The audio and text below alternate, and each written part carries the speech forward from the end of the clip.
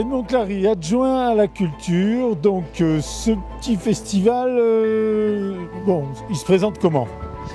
Oui, c'est un festival qui est un festival de la Haute-Tinée avec les communes de Saint-Damas-le-Salvage, Saint-Étienne-de-Tinée et Isola. Et qui a quelques années maintenant, 4 ou 5-6 ans, et qui a beaucoup de succès, de plus en plus d'ailleurs, parce qu'effectivement, ça tombe dans une période de grande fréquentation. Et donc les gens passent et sont intéressés par la culture liée à la montagne, mais plus généralement même, puisqu'il y a même du polar. Et c'est fréquenté, il y a 20 auteurs, 3 éditeurs entiers, et une bonne série de livres, justement. Les gens s'intéressent parce qu'effectivement, d'une part par curiosité, par culture, et aussi peut-être parce qu'ils sont ici en séjour et qu'ils ont besoin de lire aussi. Voilà, donc des choses innovantes, des choses qui tiennent au pays, à la montagne, enfin plein de choses. Voilà. Donc il se déroule en 3 jours. Le premier, c'est à Saint-Damas-le-Salvage, c'était hier, avec une conférence sur la généalogie à Sestrières, sur le plateau de Sestrières. C'était magnifique, et donc avec beaucoup de succès. Il y a beaucoup de randonneurs et qui sont vraiment très intéressés, même passionnés par le sujet. Ensuite, aujourd'hui, donc c'est Isola.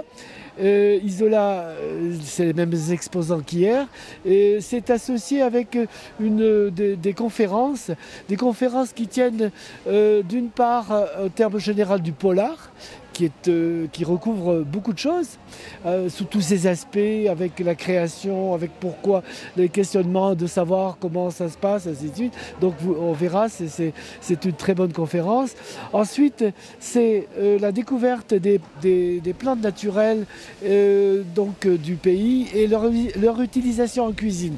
Deuxième conférence qui, elle, évidemment intéresse beaucoup les gens du pays, entre autres, mais parce qu'effectivement ça a une utilisation directe, et que d'autre part, évidemment, c'est peu connu. Voilà.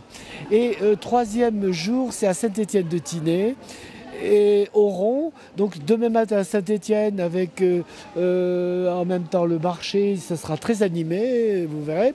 Et ensuite, cette fois-ci, on prolonge sur Oron, donc de l'après-midi, avec un certain nombre de thèmes qui sont intéressants aussi, liés plus particulièrement à la nature. Et je pense qu'on essaiera l'année prochaine de procéder de la même façon, c'est-à-dire que pour Isola, ce sera le matin au village et l'après-midi à la station. Parce que la station est aussi très fréquentée, que d'autre part, il y a aussi les résidents, et bien sûr la culture les intéresse. Voilà, écoutez, je pense que on est très contents, parce qu'effectivement, c'est bien fréquenté, et les éditeurs sont contents aussi, puisque en fait, ils vendent leurs livres, et c'est un peu le but aussi de l'opération. Voilà, donc à bientôt.